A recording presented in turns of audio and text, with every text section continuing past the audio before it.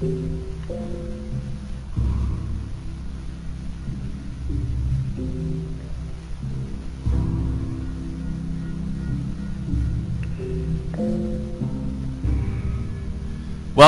to the Gnostic Warrior radio show and podcast, broadcasting from GnosticWarrior.com in San Diego, California, to around the world.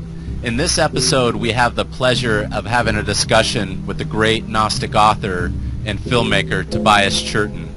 Tobias is one of the world's leading experts in Gnosticism, Freemasonry, Rosicrucianism, Hermeticism, and Aleister Crowley.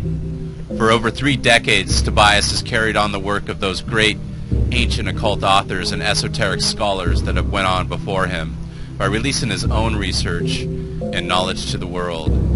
He has released 15 books such as The Invisibles, The True History of the Rosicrucians, The Golden Builders, Alchemists, Rosicrucians, and the First Freemasons, and also Aleister Crowley, the biography, spiritual revolutionary, romantic explorer, occult master, and spy, with 2 more books on the way. Tobias is also an accomplished filmmaker and composer and writer of the award-winning drama documentary series, The Gnostics. Tobias is what I call a true Gnostic, and it's a pleasure to have him on the show today. How you doing today, Tobias? Very well, thanks, mate. Nice to speak to you. It's really great to speak with you. What got you into the study and research and, of course, the writing of 15 books with 2 more books on the way on Gnosticism, Rosicrucianism, Hermeticism, the general esoteric occult, work that you've been doing for the last 3 to 4 decades? Yes, I think what got me into these things was a disparity of vision between what I felt as I was growing up that seemed to me to be real and significant, and what was real and significant to the world outside of me. And those feelings of being slightly misplaced in a somewhat alien environment crystallized in my late teens, but especially when I went to Oxford University and I studied theology with a view to the ministry. And part of the education there was to do an essay on Gnosticism. And I was, of course, supposed to find against them. I suppose, the trial had already taken place, and the Gnostics had been found guilty. And I thought that they were really very, very interesting. And I immediately felt that the way that they'd been written about was probably a distortion of something that I could dimly espy. And that they had, it seemed to me that they'd been trying to describe a map of the psyche, an interior pathway, using mythological language, which, if you weren't in on the linguistic game, could be regarded as repellent. And I think the position of the Orthodox Church was the position of somebody who doesn't like reading poetry, taking up a religion which is entirely poetic. So it seems to me that while many people may say, but Christianity isn't just poetry, or it isn't poetry at all, it's plain fact, it's perfectly obvious to me that religion is a symbolic system, and the people who administer it are extraordinarily insensitive to symbolic language. And this goes right through the history of religions, and you always then get a 2-part movement. You've got an interior movement, sensitive to symbolism, and then you've got a kind of external church, which is sensitive to moral instruction. People like giving orders, and they're built a lot on the 10 Commandments, if you like. And my sympathy was with the notion that the human being was an still undiscovered territory, whereas the position of the Orthodox Church was still medieval, insofar as it felt that everything that was important had already been answered, and man's salvation was a given thing, and the universe was explicable entirely within scriptural terms. And so discoveries, if that's the right word, of the mind, and obviously of science, simply could be cast aside, because none of these things were regarded as sufficient unto salvation.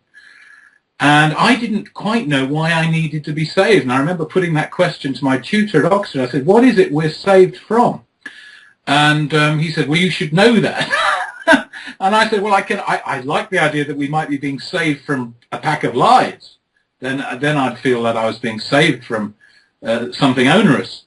But I felt that the idea that God had struck a bargain which required a blood sacrifice on my personal behalf, while awesome in the right state of mind as a conception, struck me as existentially unreal and possibly morally suspect as being a conception of God appropriate for, I'd say, another time. So the Gnostics became a kind of magnet for excluded thoughts and excluded traditions of spiritual awareness. And that all crystallized as a student, but I'd been trained in an orthodox situation, so there was a long struggle with this stuff, this material, these traditions over many years. And then I decided that the only thing I should do was to try and clarify the whole area, because people were confused by it. People still are confused by it. And so I've dedicated my life to trying to put the Gnostic positions and the whole tradition in more intelligible terms, I think, than has been done hitherto. And an enormous task, but worth the effort, worth a try. No, I agree. And when you say the interior and the exterior of the church, would that be like the esoteric and the exoteric? Yes. Esoteric simply means that which is held within, the path within, to go inside, as opposed to being on the outside. So I think the word esoteric is used and abused, and it's come to mean in Western discourse something unnecessarily complicated or obscure and of no serious interest. I can't think of anything more interesting than the nature of being seen from within. And people who are tuned in to that way of thinking must represent something hostile to people who, to use the Freudian term, are the anal sadist type who regard exteriors as the primary material, as the primary reality. If you start with matter as your first principle, you end up with something like the common mind of our time, which tends to be nervous and aggressive, and forever worried about being attacked from somewhere. A paranoid kind of society, it seems to me. If you start with the idea that spirit is the primary reality, you open up an extraordinary possibility of inner freedom. And the only question then is, how does any individual bridge these worlds? How do you cope with the paradox that we appear to be in a dualistic situation, whereas one in the best moments we'll tend to think that this inner and outer world are really deeply related and fundamentally one. And that's what my understanding the Rosicrucians had started. Basically, it's the Gnosticism and Alchemy, which would kind of combine knowledge of not only thyself, which were chemical energy beings, but which would be the so below, with the universe as the as above. And that's what the Rosicrucians would be, kind of the esoteric teachings that are hidden. Is that what they do as far as their organization? Well, I think alchemy is a very positive. The history of alchemy, spiritual alchemy in particular, contains a very positive philosophy, because unlike the radical Gnosticism that is often parodied as a world-denying, anti-material, i.e. anti-natural universe, the alchemical tradition says that God is, in the words of Meister Eckhart, is in the spider as well as the angel, and that the higher and the lower are, again, William Blake, the tradition is one on this, Hermetic, as above, so below. God is in all things. and a difficult one to master, that, actually. But we keep finding that it's true. We find in finding, how can I put it? I tried to summarize William Blake's philosophy recently, and God is not external to man, but man is external to himself. That's how I would put that in a nutshell. That's the Blakean alchemical philosophy. So it really becomes a question of self-knowledge is the way to heal the wound, the primal wound, the myth of the primal wound. Something has been separated in the being of God from himself, and there is some form of restitution to be made. And this restitution has to be made within the inner being of the individual. And he has to be he or she must be brought into the state whereby this self-knowledge becomes real and begins to see a world beyond good and evil. It's not that God is good or that God is bad. It is the ultimate divinity is beyond our ideas of good and evil. And good and evil in themselves are part of the problem. Now, the moral religion, which secular society has taken on entirely, is quite at ease with the dualism of good and evil, though they keep changing the goalposts. 1 year, this is it. 1 year, one form of behavior is good or bad, and the next year they've decided, no, there's people who are against that form of behavior must be wicked themselves. So we have a perpetual battle between different kinds of good and different perceptions of evil and different emphases. And I think young people particularly are suffering from a sort of lack of distinction on this issue about good and evil. But as Laurie Anderson sang very well, when you can't work it out for yourself, there's always the law will tell you, and put you in prison if you don't get the answer right.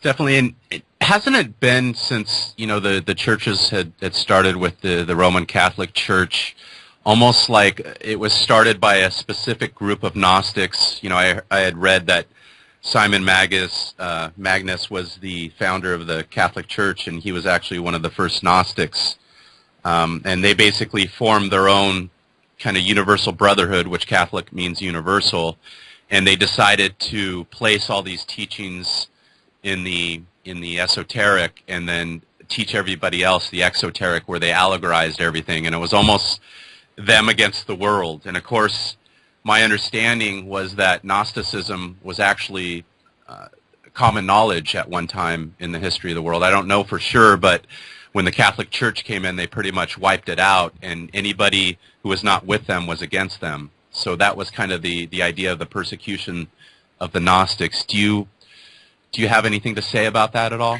Well, I think there was a doctrinal variation across the earliest records of the Church that have survived. And while for example, if you read the Acts of the Apostles, this is a work that doesn't live up to its name, because it's nearly all about Paul, who wasn't even, as far as we know, intimate with Jesus at all. But the Acts of the Apostles is mostly the Acts of Paul and a few tales about Peter and Philip, and a couple of other things are mentioned. But basically it's a Pauline document, and the domination of certain aspects of the Church by the followers of Paul makes us understand that there were other points of view, because he himself was forever telling his followers that they must listen to him and him alone, as he was the sole representative of Jesus as far as doctrine was concerned. Now, this idea that the Catholic Church waged war on a pre-existing truth is true to a point, but I wouldn't like to turn into a sort of apocalyptic level of vitriol. There were many people who stayed in the Catholic Church who inherited Gnostic kind of attitudes, and who only came into trouble later. The problem for the Church was that by the 4th century, the growth of the church coincided with the weakness of the Roman imperial power. And the emperors needed more and more means to assert their authority.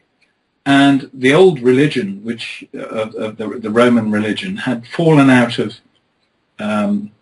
philosophical respectability. Meanwhile, this new religion of Christianity was growing. And when under Constantine, it was decided that a unified religion would help to unify the empire, and bolster up the position of the emperor, then the unity of the doctrine of that church came into larger question, and variant doctrines were not to be tolerated. And we all know about the edict of the Council of Nicaea, when Constantine asks the leaders of the church to please come together and say exactly what the doctrine of the church is. And we have then the Arian controversy and all this sort of thing. The Gnostics are not specifically mentioned at that point. It was thought anyway by the 4th century that the battle with Gnosticism, as we scholars have called it, was actually over, that the main battle had been fought in the 2nd century. And the Gnostic churches after that seemed to be very small indeed. My view is actually that there were very, very few people who were embracing the Gnostic ironic interpretation of the Bible anyway. I don't think there was ever much of a church, really. I think there might have been some crudescences in the late 2nd century, popular versions of Gnosticism coming about, but I think the serious philosophical challenge of Gnostic thought was always a very small minority. I think you've got to remember that most of the people who were attracted to the church were attracted to it for its moral superiority to the moral decline of the Roman governing classes. So Gnostic thought then and now it has always been for people who think that bit further than maintaining a social order. It's people who are seriously concerned about their spiritual identity and destiny. And it belongs to the Gnostic tradition really belongs to those who are seeking a world beyond this one, frankly.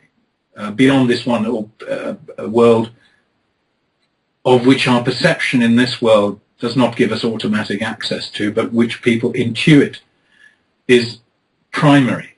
We're in this world with a kind of memory.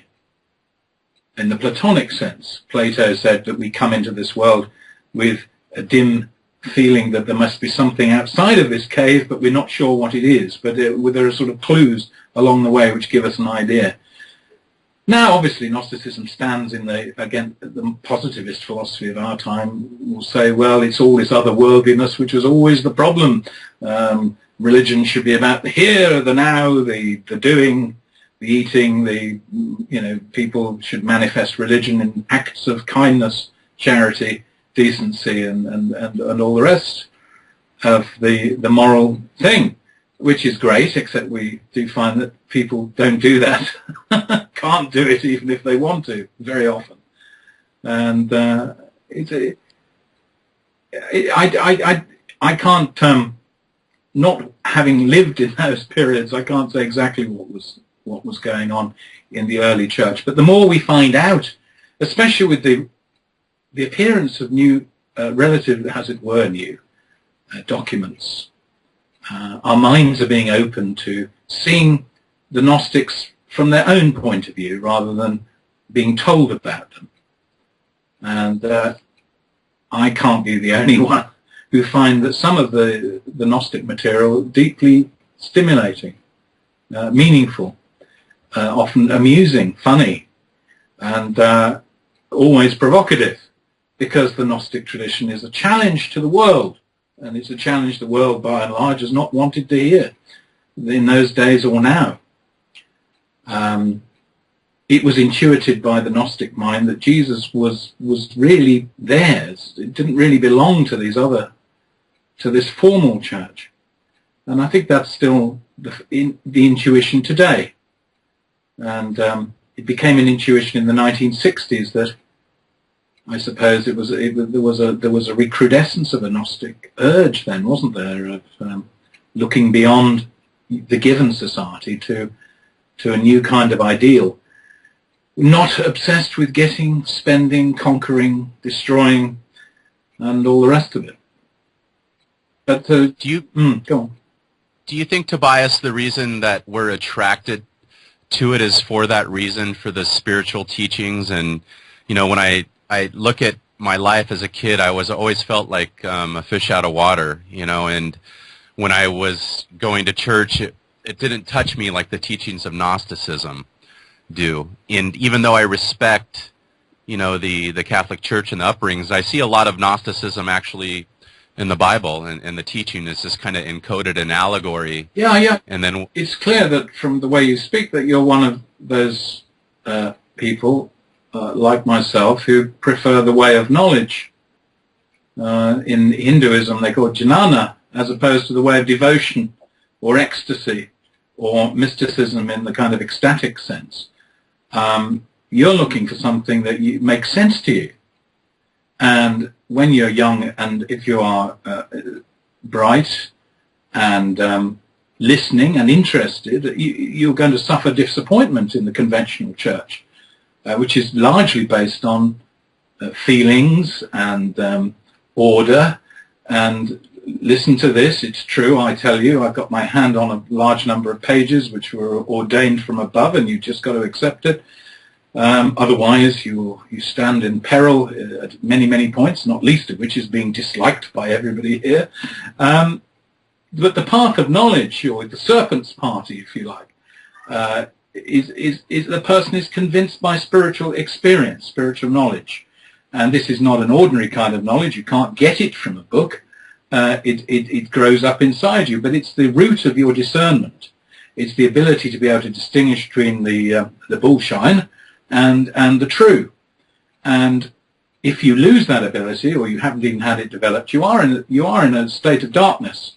The Gnostic craves illumination, and in doing so becomes slowly, so goes the hope and expectation, and maybe theory, becomes illuminated to some degree.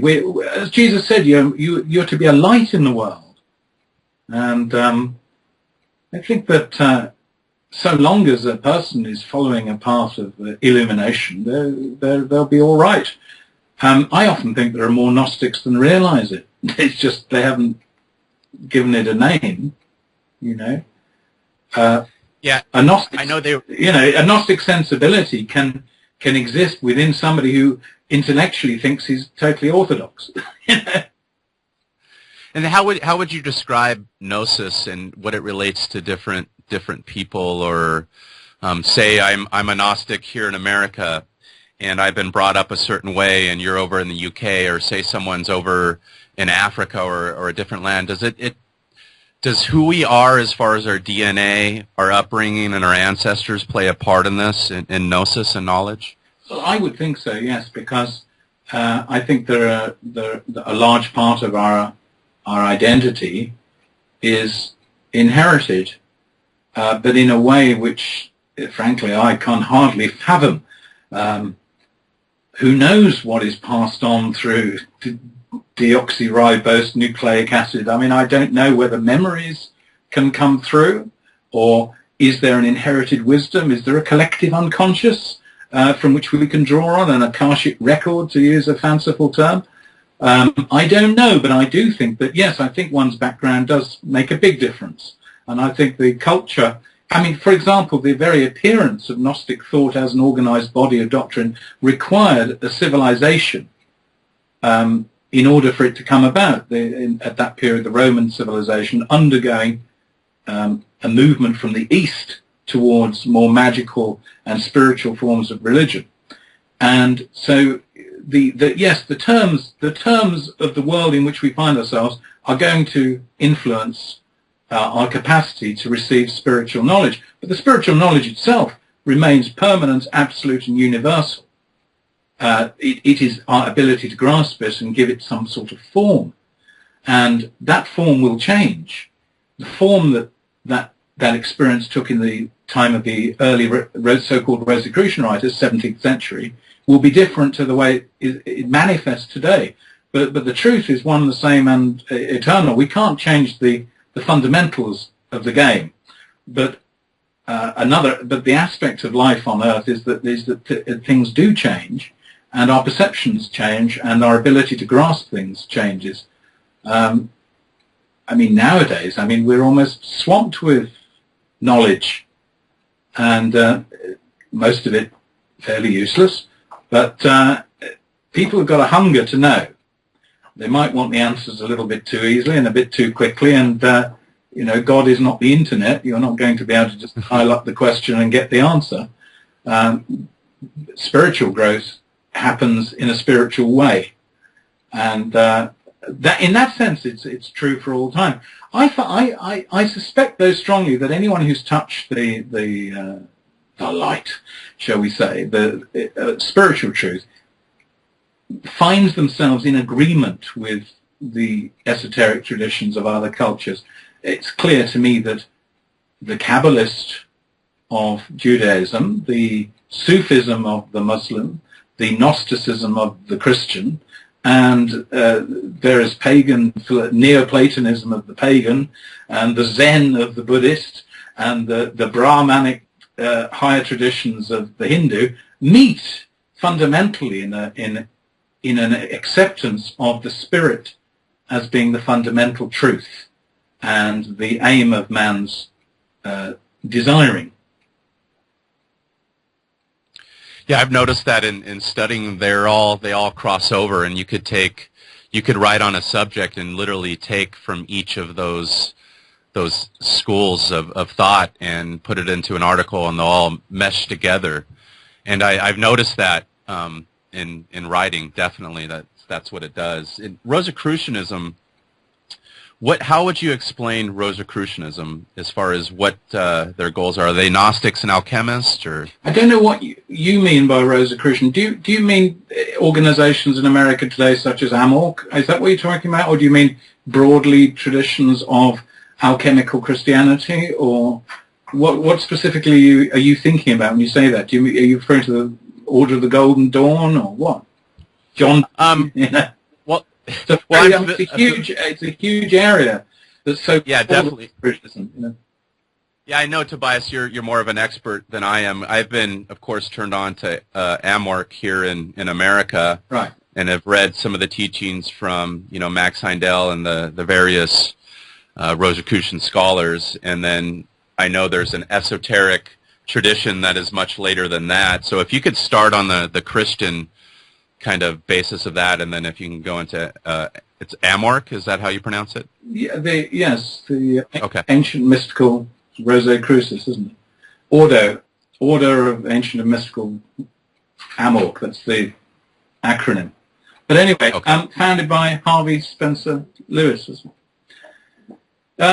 Well, the origin of this idea of a mystical brotherhood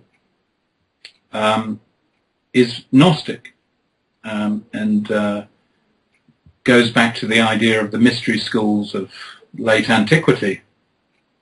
But the actual combination of the rose and the cross formulates around the period after Johann Valentin André, a German Lutheran theologian, almost certainly wrote the Fama Fraternitatis around 1610.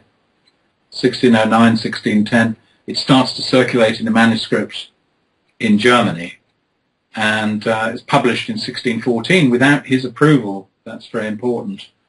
And the great interest in the mythology of that work tended to create the very thing the work wanted to be an imaginative idea. André was trying to come up with a new myth, if you like, a legend, to make people think about the state of education and religion in his country, especially Germany, but in Europe as a whole, in the early 17th century, which at the time was faced with a Pythagorean why, a choice between either a great war or a new age of peace, enlightenment, and divine blessing. As it happened, the country slid into war in 1618, only 4 years after the publication of the Farmer. And so the enthusiasts of the first Rosicrucian documents, including the Confessio Fraternitatis and another work which André had written when he was a youth called The Chemical Wedding of Christian Rosenkreuz, people who liked those works tended to go underground in Germany, because in South Germany you could be hung as a witch for cherishing those works. After that period, by the early 18th century, many myths had grown up around that original movement of protest. And you start to get actual Rosicrucian organizations popping up in London and in Germany and in Poland and in France. And they tend to use the word Fraternity of the Rose Cross or Rosy Cross, and the adjective becomes Rosicrucian. But whether Rosicrucianism means any more than the spiritual and material sciences of around 1600, I would debate. To my mind, when I think of what is Rosicrucianism, I think it's the state of science and intelligent thinking around the year 1620. And that level of interest and integration between spiritual knowledge, the Bible knowledge, and mysticism and alchemy and magic and straightforward mathematics, if you like, astronomy, that integration of knowledge which you have in that period becomes sort of frozen in time and reappears as a sort of great bundle in the 18th and 19th centuries as a coherent and strange philosophy. Well, it wasn't strange in 1620, but by 1890 it appears very strange indeed, and today it appears, to use the phrase, esoteric. But what is esoteric today generally is just what was held by intelligent scientists in the 1590s, 1600s. Many of their beliefs have been surpassed by greater scientific refinement. But insofar as there was a spiritual impulse behind this proto-scientific movement, much of its wisdom, it still grabs the soul and still entices people into a bond with the whole notion of an excluded and suppressed knowledge. Gotcha. So basically, it's sort of stuck in time, is what you're saying. Well, no, it's obviously gone through changes in time, but often what is thought to be Rosicrucian philosophy is what was held in 400 years ago as being respectable scientific theory. I'm talking about the integration of alchemy with geometry and the notion of a new scientific community. And my understanding that medicine back then was purely alchemy, an alchemist, and now it's got away from that, and it's more kind of a man-made scientific pharmacratical sorcery type of medicine as opposed to alchemy. I mean, no, I don't. You see, when Paracelsus, the Farmer Fraternitatis, the main document of early Rosicrucianism, has been called by Roland Edikoffer the Gospel according to Paracelsus, and 1493, 1541, if I remember right. He was a Swiss doctor who was an amazing individual and far-seeing man. Now, his discovery of the importance of especially drugs, using them really for the first time, iatrochemical medicine, using alchemy in a very practical, hands-on way to cure people, as well as all sorts of things that were dismissed as old wives' tales. In fact, any form of knowledge about human health he would embrace. But he did believe that health took its primary context from man's spiritual nature. So man's body was seen in touch with the universe, corresponding to all the powers of the universe and the powers beyond the universe. Man is a little universe in a sense. He's connected to far greater entities. And the energies which manifest through the human body have spiritual origin. And therefore any healing of man is in part a spiritual healing. Now, to the many scientists, doctors today, this just sounds like witch doctoring. And how does this all look under the microscope? Well, the fact was Paracelsus healed people that the knowledge of his time failed to heal. And practitioners of Paracelsus' attitudes today have some success in healing people of some diseases. depending on whether we know what the disease is. There are spiritual diseases. Spiritual diseases of the mind, spiritual diseases of the body. I would have thought a spiritual healing method was a good idea there. But what I wanted to say, Paracelsus could never have imagined, or would have been hard-pressed in his day to imagine what has happened with the drugs companies in modern medicine, and the one-size-fits-all attitude to the administration of pharmaceutical substances. In the Paracelsian medicine, the doctor is a hands-on in connection with the patient. There is the meeting of a mind with a person. Well, wouldn't it be great if we could all meet a Paracelsus at the doctor's surgery? We really might get somewhere. But he obviously felt that it was the genius, the gift, the spiritual gift of the doctor, which would be play a large part in the healing process. But he wouldn't have dismissed modern science at all. He would have been fascinated by anything you could find, and I'm sure he'd have been the first to embrace a great deal of contemporary medical experimentation. His whole point was that medical knowledge had been frozen in Roman times, and people had stopped looking for themselves after that. The Paracelsian principle is, seek and ye shall find. His followers regarded those words of Jesus as the principal opinion of science. Seek and ye shall find. My dad always used to say that to me, and that is the way to approach the universe and knowledge. Is you look, you seek, and eventually you will find what it is you're seeking, whatever that may be. When people in fancy apartments, as it were, of the mind, decide what you should seek and what you should not seek, and whether you should seek, and how far you should seek, and they start telling you that, or that you haven't found, these people are to be dismissed, as they were dismissed in Paracelsus' time. People are too, you can take, same with what I have to say now. I'm putting forward what I think is true. People must seek for themselves, ultimately, though. And so I think the spirit of the Rosicrucian is a living spirit, which can be very positive in the world today, to free us from the kind of false authority, the false sense of an authority, and that we still have.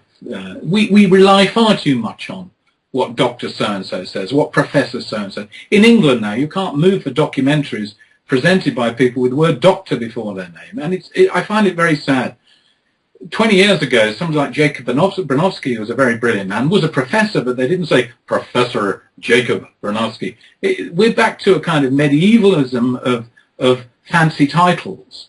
People weighed down with quite unnecessary amounts of verbiage after or before their name, And I always like the old Christian thing, call me John, call me Toby, with good respect and all the rest of it. But I don't need to be surrounded by a nimbus of fake, to my mind, achievements and so on. Most people that I meet don't even know I've been to a university, because I don't advertise it. And I thought that was good manners, but now they say, you've got to have a website. They've got to know who you are. They've got to know what you want. Well, I'm not going to speak any greater truth because if I was sitting in a chair at Oxford University. It's something. It depends on what you have found and what you can find. And obviously a disciplining of the mind is a very good thing, and a university properly attended to can look after that discipline. But that discipline of the mind is only the first stage. It's then when you've got any inward gift to explore. Now, the tragedy of the modern world is when people exchange their real gifts for gifts that they're not entitled to. They have desires which are unrelated to their natural talents. We get a lot of confusion. So, I always say to people that being a doctor is obviously a vocation, but my knowledge of common sense tells me that not everybody can be a doctor. And we now have so many people, I'm not sure that nature or God is giving us a lot of talented doctors. And you have to go a long way to find somebody who really has the insight. I think they can mend broken legs and that sort of stuff. But there are, you've got to travel a long way. You've got to seek and find again. whatever it is you're looking for. I think that's the great Rosicrucian principle, really. And with the promise that behind all this material knowledge, behind this material world, is also a great spiritual quest and a great spiritual universe to be discovered as well, on which our world of the senses depends. I think Plotinus says the body is that part of the soul perceived by the five senses. If only people understood that. The body is that part of the soul perceived by the five senses. We're overwhelmed by the body. The great sin of Gnosticism, as they say, is to fall in love with the body, the container. Man falls into the world of space and time because he sees his reflection, his ego in the universe, falls in love with it, and is suddenly he's trapped. And that's where the selfish desires of the body and the brain could overcome the spiritual, and that's where we trap ourselves. Yes, absolutely. We trap ourselves. And because we trap ourselves, we then become vulnerable to the entrapment of the powers of the world. And Correct. This is a grand doctrine, but very, very difficult to live by, especially for anybody who has personal responsibilities in the world, families and so on and so forth. It's easier to hold to these doctrines in the flush of youth when somebody else is paying the bill. No, I agree. Are you a Rosicrucian yourself? I'm not a member of an order which has a membership badge and certificates and things like that. I feel very much, though, personally connected to what Johann Valentin André, 1586, 1654, what he was about. I feel very connected to him, and I feel I've got lots of brothers and sisters through time, and I feel we're part of a club, but it's not one that sends out obvious forms of invitation. But it does. Yeah. But it is invitational, and I think if you're in the right place, at the right time, and I don't know, it's not up to me. I'm not in the manner of speaking, but I think there is an inner brotherhood and sisterhood of reality.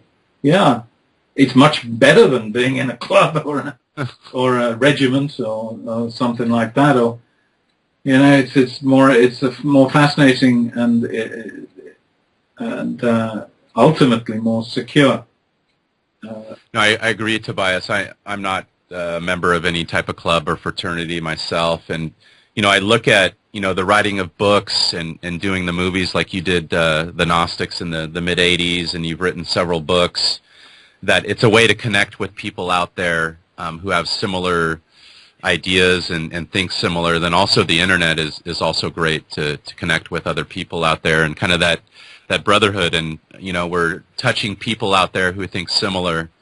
And my question next would be in regards to why now we could talk so freely about this stuff, where before we would have been persecuted. I know you had mentioned in the 1600s this science of alchemy and Gnosticism and know thyself and so forth started to come out in the 1600s in Germany, where now it's pretty much everywhere. You could get a book in any library or go on the internet and find whatever knowledge you can, and in the same breath you could find a lot of misleading knowledge too. Yeah. Why is it? Why are we living in this world now? Is this the apocalypse, the unveiling? Well, it's I don't know. I don't know if it's the unveiling. There was a very strong belief in the 17th century amongst the kind of people who were interested in Rosicrucian style material that before the end of time and space there would be a great outpouring of God's knowledge, and they meant quite literally knowledge of God, but they also were referring to knowledge of technologies, formerly hidden powers. Well, we found a lot of formerly hidden powers. Some of them we've been able to deal with responsibly, and quite a lot of them we've been dealing with desperately irresponsibly.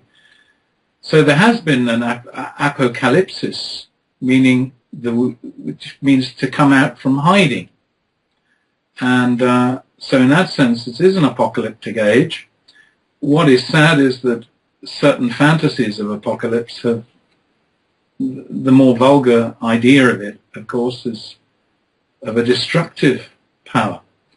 But the making of a new heaven and a new earth, while it does involve the casting out of error and the collapse of that which cannot stand, is fundamentally a creative, positive, divine architecture of a new world. And if we look ahead and also at our time, we may see such a thing slowly, in our concept of time, slowly taking shape.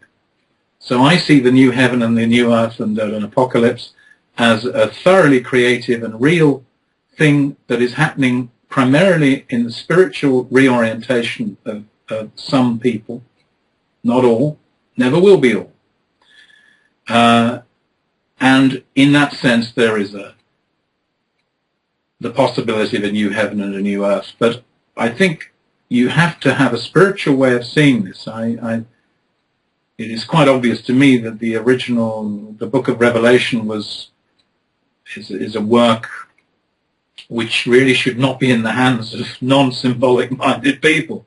If they take it literally, you end up with some awful Hollywood movie of tidal waves and fire and literal clouds and literal thunderbolts and literal judges and literal armies, and it's all been predicted, and there are 7 dragons' heads. That means it's the European Union in 1973 or something. All this stuff, people trying to interpret symbolic language in the vulgar knowledge that they have before them.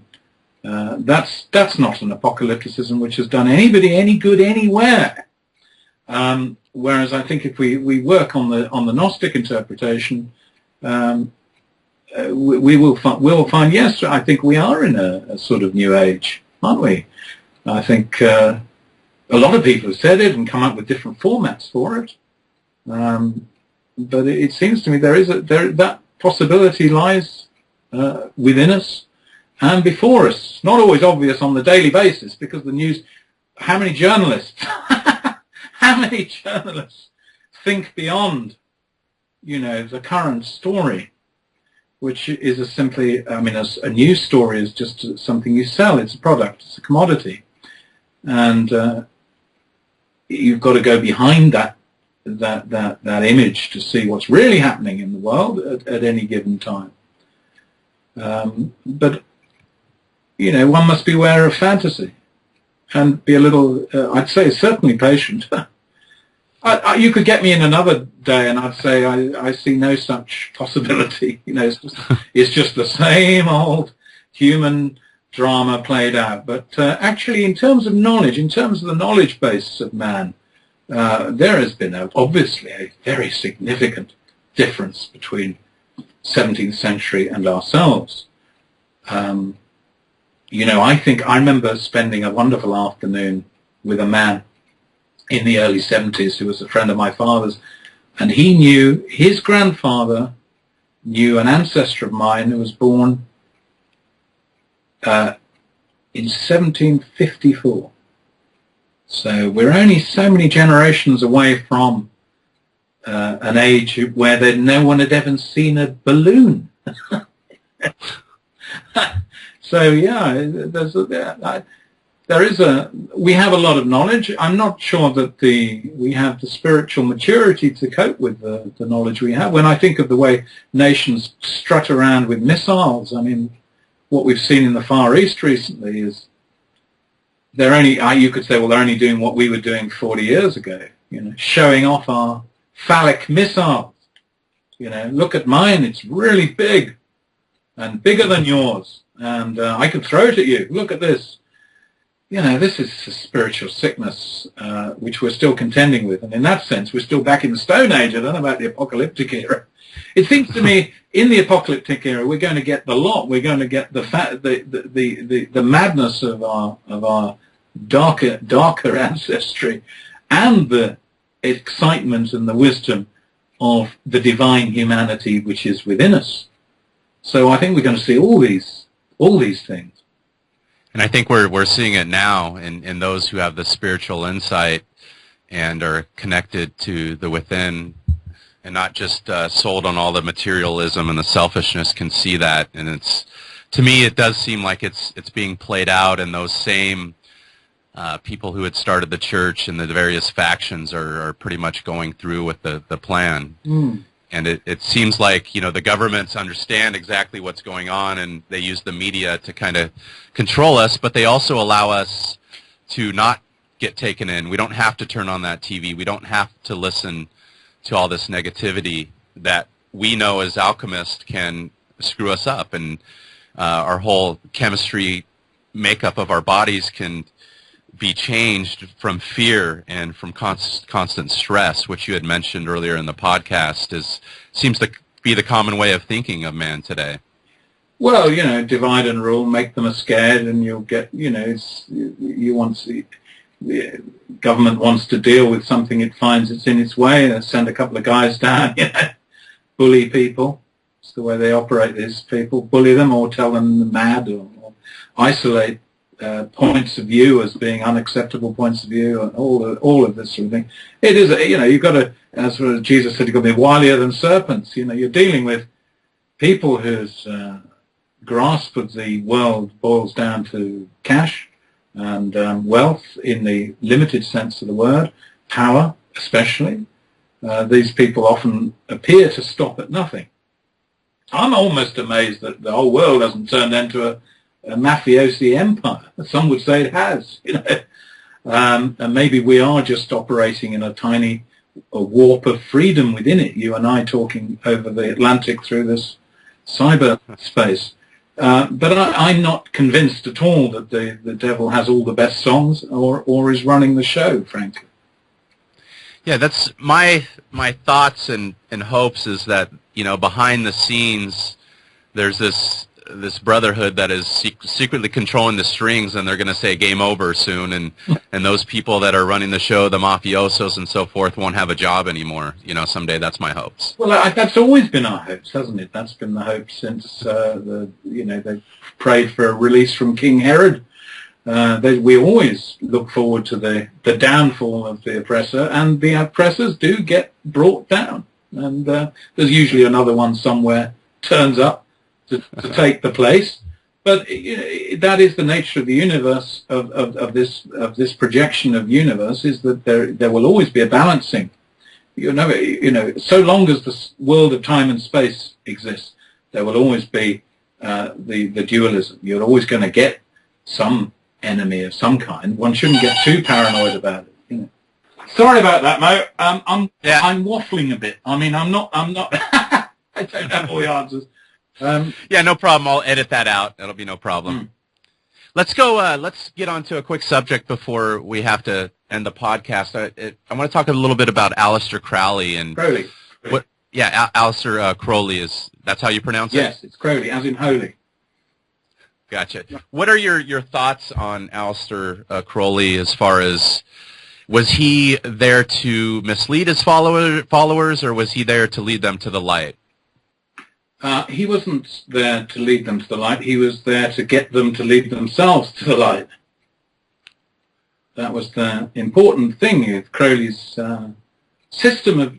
He did teach people on a one-to-one basis, and it was basic exercises of mental concentration and spiritual cleansing, and he was hard on the ego.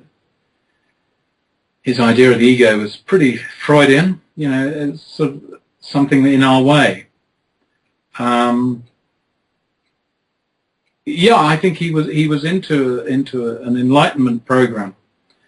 But he was also very busy being Aleister Crowley, which took up a lot of his time. Do you think a lot of that was theatrics to go along with it, so he could kind of stand out in the world, or was that just him as a person? I think it was partly him and partly self-protection. I think the image of the beast served him well in one respect, but it also, of course, invited an incomprehension. And he was prepared to go along with that on the same principle that William Blake was quite prepared to spend his life being completely ignored by an uncomprehending and blind world, because he knew he was right, and he had faith that people who saw through a similar lens would recognize the value of what was being done. Crowley didn't expect to be appreciated in his lifetime. He thought it would take about 100 years, and I think he was being a bit generous there. Crowley does really get up the noses of a lot of people, doesn't he? I mean, quite incredible. Even all his years, 60 years after his death, still most extraordinary. I wrote a biography of Crowley, and in England, every single review in the newspapers ignored everything I'd discovered or written and simply replayed the same tape, that Crowley was a selfish, destructive, satanic presence the world should have forgotten about, but quite incredible. It still goes on. People aren't seeking and finding. It's much easier to just condemn. So I think Crowley was extraordinarily... I like living in a world which can... Aleister Crowley appears in it, maybe once every 300 years. It seems fascinating to me. I remember something John Lennon said once about New York or so. He was talking about somebody that people didn't like having around them. I can't remember. It was maybe a vagrant or something. And he said, it's people like that make New York interesting. You know? So people like Crowley make the spiritual path interesting, and life itself. I think he's a hugely colourful, talented genius. And lots to enjoy there. Yeah, I don't think he was out to cause people harm. He certainly didn't believe in the fantasies of the devil that people have in horror, who've been brought up on either Catholic doctrines of little characters with tridents, punishing masturbators or something. I think he was rather above all that sort of stuff. His divinity is indefinable and beyond good and evil. He recognized that I remember Mr. Rittman, who's a Rosicrucian in Holland, said once, we are in the Devil's Hotel. He's Dutch, so you can tell the accent, you see. We live in the Devil's Hotel, and we sometimes have to obey the rules. And you have to recognize certain powers in the universe which you're not going to overcome through wishful thinking, which are quite real and not necessarily pleasant. Goodness sake. Go ahead. Hello. Now, Mary, I'm just doing an interview. I have to ring back. Excuse me. Bye. God, mother-in-law this time. Where was I? Yeah, Aleister Crowley. I think a huge amount to be enjoyed there by intelligent and people. And if you don't like him, don't bother.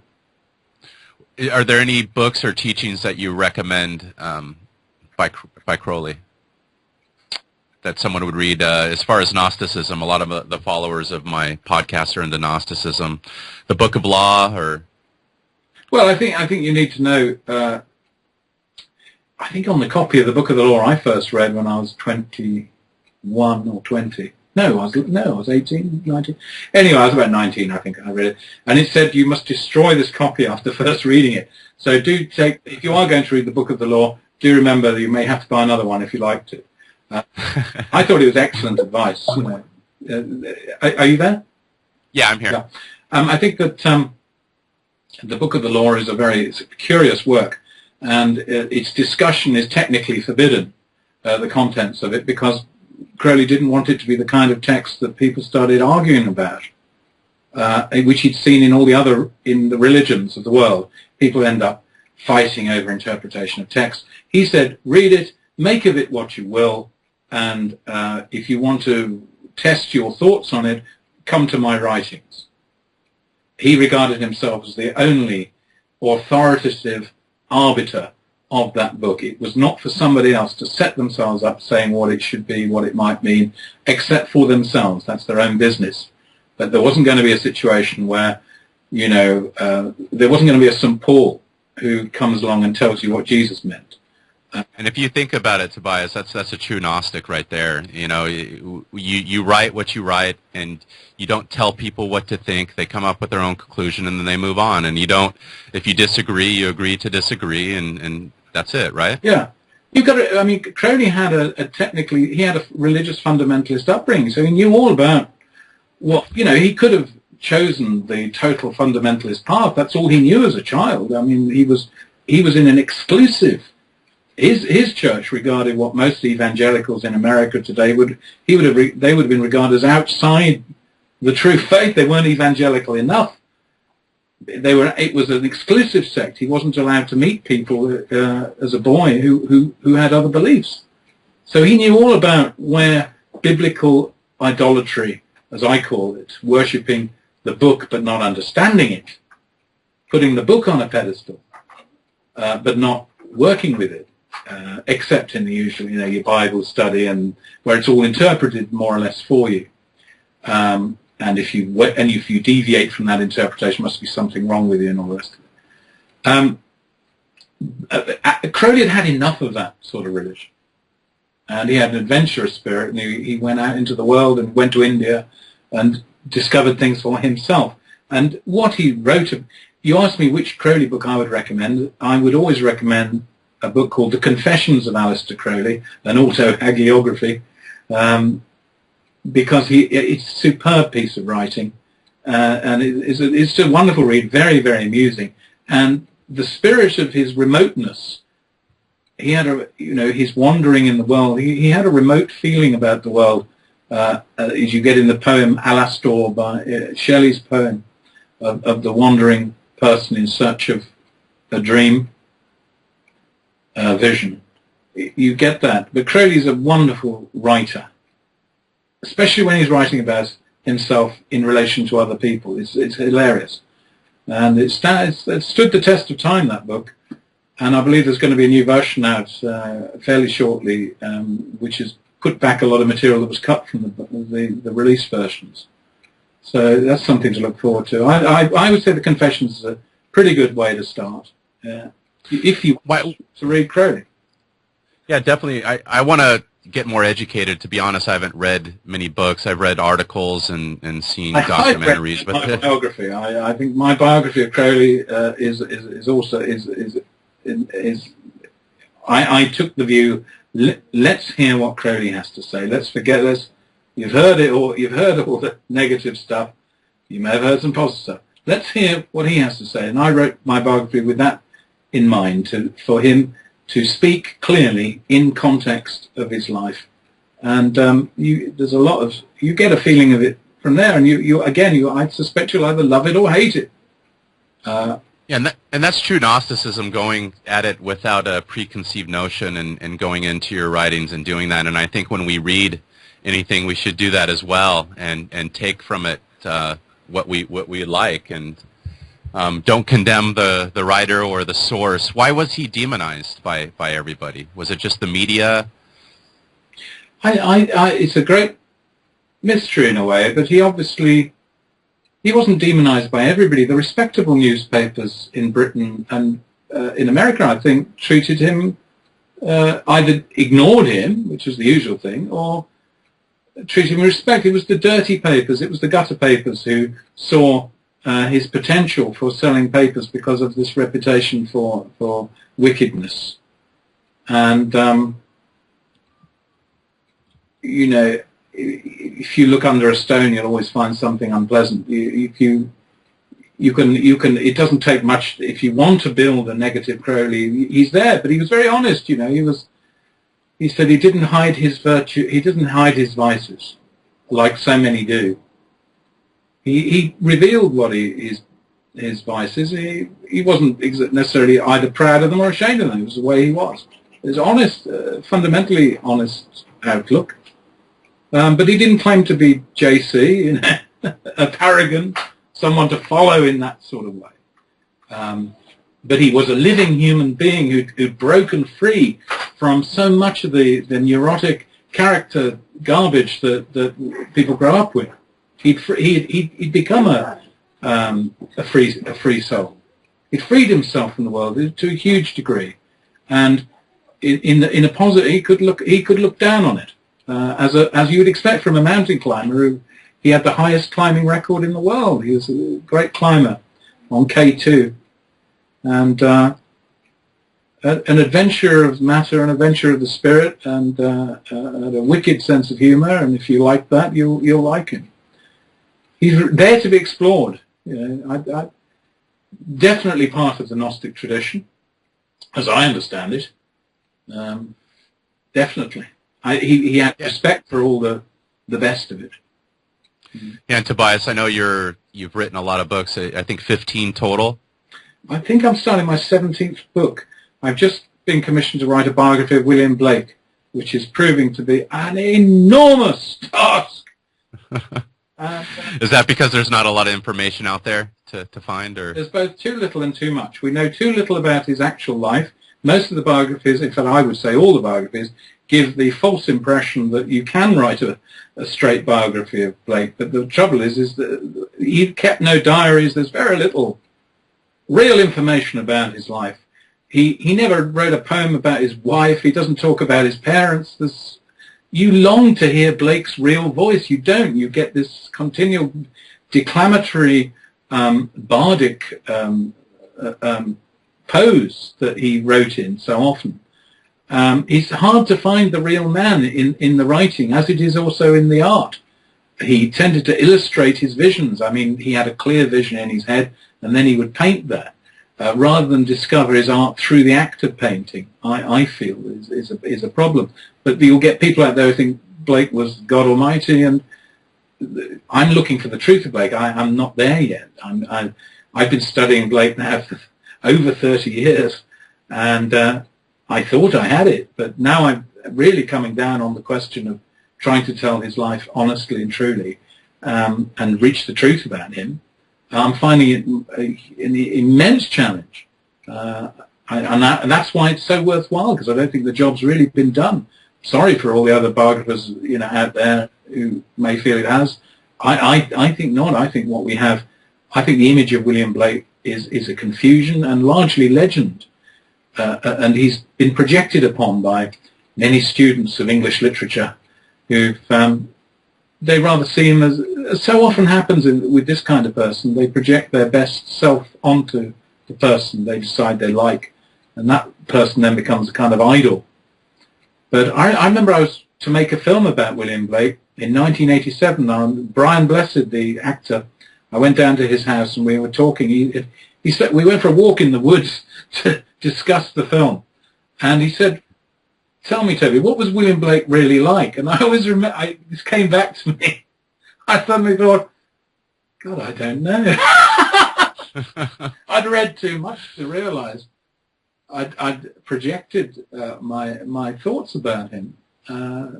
There is a spiritual power there which is unequalled in that period in England, and probably most countries. But what was he like?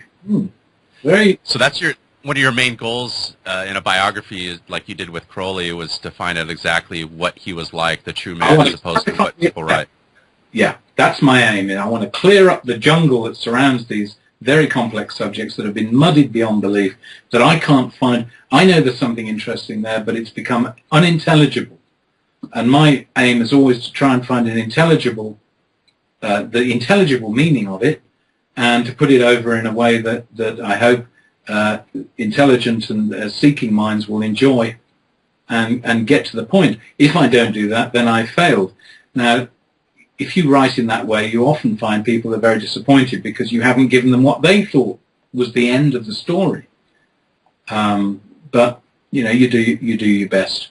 I feel that these things are worth doing because the whole field of so-called Western esotericism, or the Gnostic tradition, has been so badly handled in the past, and subject to a ridicule which annoys me, because it's the mindless ridicule that you get.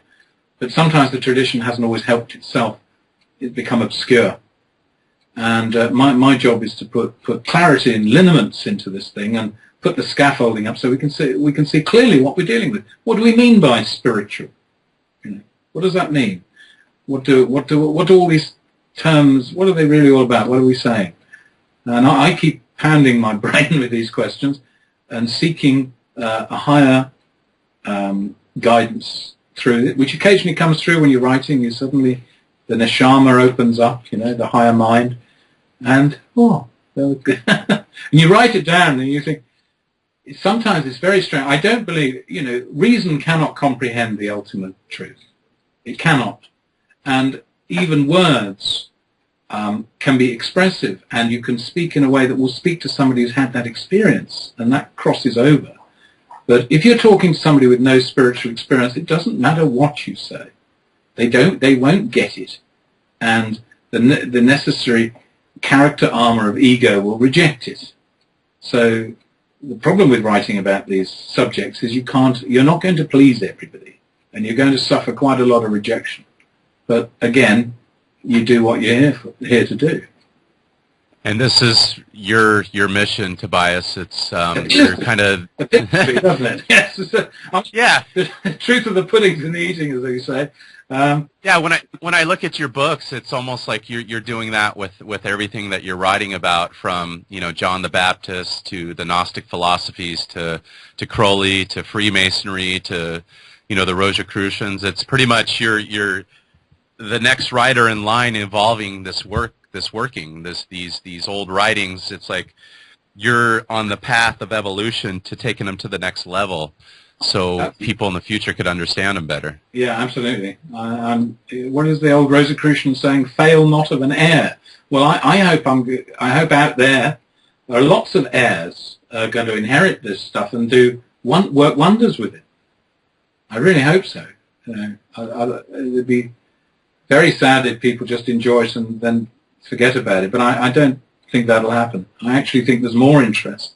I've had two people, it's incredible. It's incredible. Yeah, life's every time I think I've been wasting my life, something happens, and it must be true in your life too. And you get a little glimpse of it's not all bad. It's not all bad. We're emotional creatures. I'm an emotional man. I get depressed about stuff I do, and it's some of it. To clear up the area, you've got to clear up the mess in your own head as well as other people's, other books and stuff. True, and life is kind of like weather. We have the storms, and we just got to get through them.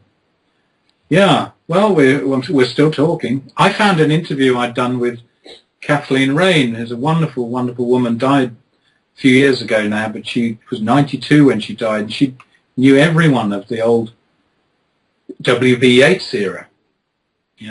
Early 20th century, and she was a great expert on Blake. I think the greatest. And I hadn't heard this tape. I found it in the attic, and I hadn't heard it for 26 years. And it was like it was today. And she said in it, "Toby, you must take it on." She was handing it to me in the interview. She's like, I don't know, and this is you personally, me, but certainly me, my generation, people who listen. It's our job, as Blake put it, rouse up ye young men of the new age. And so yes, I'm passing it on. That's what I'm doing. I'm trying to pass it on in a way which will be appreciable to, I'd say, the next generation. I'm thinking ahead now. I'm almost tired of trying to talk to my own generation, who seem to be mostly deaf as far as I can see.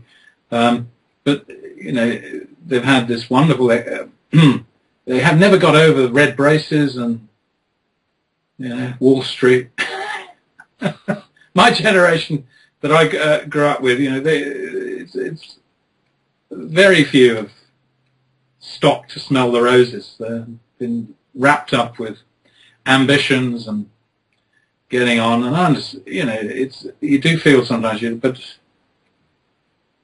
yeah, you get what I'm. Well, the good thing, Tobias, is we could write about this stuff, we could talk about it, and we're not going to get persecuted or burned at the stake by those same people, in the crowd cheering the Inquisition on to burn us for what we say. So yes, I feel thankful for that. But Mo, there's a price there, you see. You see, those people who were burnt at the stake, and there weren't that many, to be honest, in our tradition. But when you knew what you were dying for, it was the ultimate test, wasn't it? I mean, you knew it wasn't a light matter. And the seriousness of it and the spirituality of those men shines out of that persecution. So I wouldn't say, if we're having too easy a ride of it, we're probably missing something. You know, I mean, yes, of course it's good that people have access to the material, but they did then as well. You know, it's still not the case that you can go on into a national forum and talk about the esoteric tradition, Gnostic tradition, and not be laughed at or cause enormous embarrassment. You can be made to be, oh yes, one of these weird people, you know, never got over Woodstock. Yes. Yeah, there is a price to be paid for it being in a society which doesn't care about what you're talking about. You know, that is also corrosive of the spirit. It's a lonely world. Yeah, but I don't think we've made some progress, but I think there's a corresponding lack of seriousness as well. One is concerned about the idea that spiritual ideas are like commodities that you can pick up one year and drop the next. A lack of depth. A superficial expression of the gnosis is worse than useless. Better to throw your lot in with the stockbroker belt, as we say. You know, that lukewarm is not good enough. You've got to get into this thing. It always was And Tobias, you're a perfect example of that. Of, you know, a Gnostic who's example. No, of someone who's thrown himself into the fire, and you've written these books regardless of, you know, what society says or the acceptance of yourself. And I know you're a family man, and that's really all that counts in the long run, is you listen to your higher self and you take care of your family. And I think that's where the solutions are in the next generation are people such as ourselves passing it down to our family members, and of course those people out there who we touch, their souls, and that can continue and be heirs of this work. Yes. We often don't know what we're doing until we find the opposite. You know, often you can't define what a Gnostic is until you encounter, you know when you've encountered the enemy, you know, either a temptation in yourself or you see the effect on your environment, for example, of gross materialism, insensitivity. Then you know what it is to see a spiritual body as the primary reality. Then you know. So again, that's what I'm saying is the hard experiences keep us awake.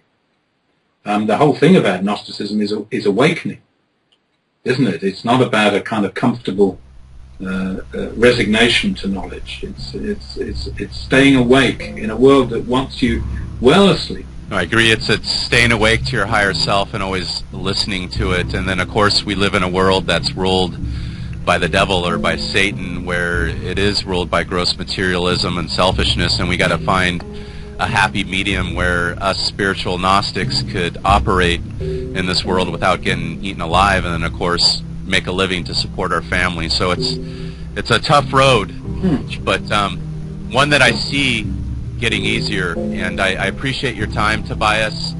And if you would like to find Tobias Churton, you can find him at tobiaschurton.com, and also on Amazon. If you just put his name in there, you'll find about 15 books on Amazon, and then he's on his 17th book that he's writing now. But titles such as The Mysteries of John the Baptist, His Legacy in Gnosticism, Paganism, and Freemasonry, The Golden Builders, Alchemists, Rosicrucians, First Freemasons, basically a plethora of esoteric books that I highly suggest you check out. And again, Tobias Churton. Sorry, Mo, if you butt in there. If you're interested in art, something I didn't mention about Crowley, was an artist and exhibited in Berlin in 1931. Very little known, and I've written a book about that, which is out in May 2014 called The Beast in Berlin, Art, Sex and Magic in the Weimar Republic, and that will be published by Inner Traditions in May. And that's the link between, if you like, the Gnosis and great painting. No, that's great. I never knew he was a painter as well. And to be honest, I am going to buy the first book on Aleister Crowley from you. And that's the biography, spiritual revolutionary, romantic explorer, occult master, and spy that you wrote in 2011. And I want to check it out because I appreciate everything that you said. I've watched your documentaries, and I think you're one of the greatest Gnostics living today. And I mean that from the bottom of my heart. There's probably not a harder worker and author out there than you, Tobias. I'm utterly, I've never heard anything so extraordinary. Thank you very much. My goodness. No, my pleasure, Tobias, and keep up the great work. Thank you very much indeed. Thank you. It's been a great pleasure. A great pleasure. Take care, Tobias. Bye-bye. Bye-bye.